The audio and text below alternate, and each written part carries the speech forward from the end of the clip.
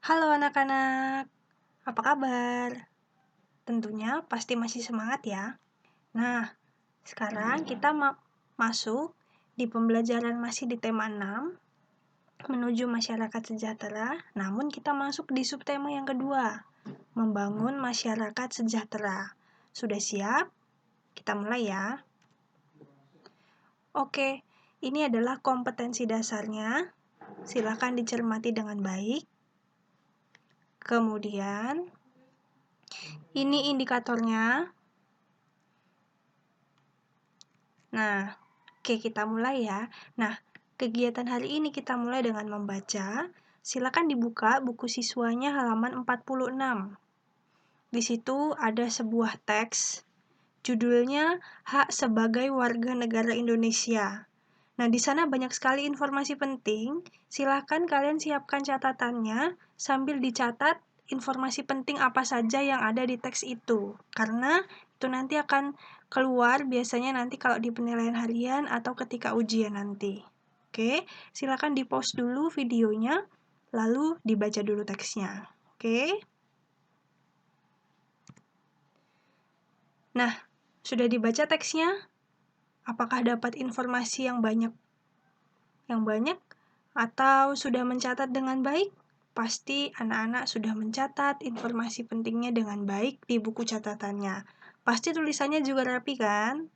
Nah, sekarang dari teks yang kalian baca tadi, nah teks tersebut merupakan jenis teks non-fiksi. Jadi ada teks fiksi. Nah, yang kali ini yang kita bahas teks non-fiksi. Teks non-fiksi itu apa? Yaitu teks atau tulisan yang dibuat berdasarkan fakta, realita, atau hal-hal yang benar-benar terjadi. Jadi, non-fiksi itu artinya nyata, benar-benar terjadi. Sedangkan lawannya, fiksi, itu yang hayalan, tidak sebenarnya terjadi. Nah, jadi yang kita bahas ini adalah teks non-fiksi, berarti yang nyata, benar-benar terjadi. Nah, setiap paragraf pada teks non-fiksi terdapat gagasan utama atau gagasan pokok atau pokok bahasan dan sebagainya, banyak sekali istilah lainnya ya. Nah, gagasan utama dapat dikenali dengan dua cara. Cara yang pertama, membaca teks dengan cermat, kemudian menjawab pertanyaan. Apa yang sedang dibahas pada teks tersebut? Nah, itu cara yang pertama. Jadi, kita baca satu paragraf itu dengan cermat, kemudian setelah membaca satu paragraf itu kita jawab pertanyaan. Apa yang sedang dibahas pada teks tersebut? Nah, itu cara yang pertama. Sedangkan cara yang kedua, menemukan kalimat utama pada setiap paragraf dan menyimpulkan gagasan utama teks. Nah, cara yang kedua, kita cari kalimat utama di setiap paragraf. Kemudian disimpulkan gagasan utama teksnya. Nah, kalimat utama adalah kalimat yang bersifat umum dan mengandung gagasan utama. Nah, itu caranya untuk menemukan gagasan utama di teks non-fiksi. Tentunya tidak sulit kan? Mirip-mirip dengan yang sudah kita bahas sebelumnya. Oke, paham ya? Nah, anak-anak, di pembelajaran sebelumnya kemarin kita sudah membahas tentang masa pubertas meskipun sedikit. Nah, di pertemuan sebelumnya Ibu janji kita akan membahas lebih lanjut di pertemuan berikutnya. Berarti sekarang akan kita bahas lebih lanjut tentang pubertas. Sebelum lanjut, Ibu tanya dulu, apakah anak-anak masih ingat pengertian masa pubertas? Masa pubertas adalah, ayo apa? Iya, masa pubertas adalah masa peralihan dari anak-anak menjadi dewasa. Nah, kemudian siapa yang lebih dulu, perempuan atau laki-laki dulu yang mengalami masa pubertas? Iya, perempuan terlebih dahulu. Usia berapa ya kalau perempuan? Usia dimulai dari usia 10 sampai 15 tahun. Oke, masih ingat ternyata. Kita lanjut ya. Nah, Jadi, kemarin kita sudah bahas pengertian pubertas, kemudian usia berapa yang dialami oleh perempuan dan laki-laki saat mengalami masa pubertas. Selain itu, saat mengalami pubertas tentunya ada perubahan fisik yang dialami oleh laki-laki dan perempuan. Nah, di sini kita bahas dulu perubahan fisik yang terjadi pada anak laki-laki saat mengalami pubertas.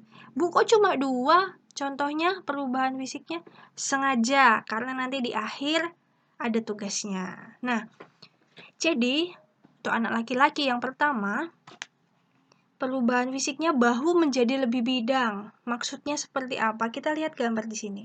Saat usia 9 tahun belum mengalami pubertas, ini bagian dadanya bahunya itu seperti ini, masih kecil. Coba kalian perhatikan aja kalau kalian punya adik laki-laki yang masih kelas 3 SD atau kelas 2, kelas 4, itu pasti bahunya masih kecil. Tapi coba kalian lihat bahu kalian sekarang atau lihat bahu orang tua atau kakak, pasti bahunya akan lebih bidang, maksudnya lebih nampak lebar, tapi lebih tegap badannya, seperti badan-badan TNI, polisi, ya badannya lebih tegap. Nah, semakin dewasa itu badannya akan menjadi lebih tegap. Nah, perubahan fisik yang kedua. Sekarang coba yang laki-laki pegang lehernya. Apakah sudah ada jakun di situ? Nah, jakun itu yang perempuan kalau belum tahu, jakun itu yang ini. Kalau perempuan nggak ada ya, yang ada hanya laki-laki yang menonjol di bagian leher. Biasanya seiring nanti tumbuh jakunnya, suara anak laki-laki itu juga lebih berat. Kalau sebelum mengalami pubertas suaranya masih seperti suara anak-anak. Tapi ketika sudah mengalami pubertas, yang laki-laki sudah mulai tumbuh jakun, biasanya suaranya akan mulai berubah, jadi lebih berat, lebih ngebas.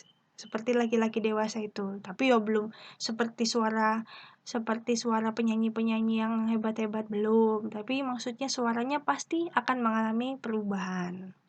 Oke, ini yang laki-laki ya. Sekarang yang perempuan. Nah, yang perempuan, di sini juga Ibu kasih contohnya 2. Kenapa? Nanti kalian yang lengkapi sendiri. Perubahan fisik anak perempuan saat mengalami pubertas. Yang pertama, pinggulnya melebar. Jadi maksudnya pinggulnya melebar, nanti kalau misalnya anak-anak perhatikan, lihat anak-anak perempuan yang masih kecil, masih kelas 3, kelas 2, atau lihat adiknya yang perempuan, pasti badannya lurus-lurus saja.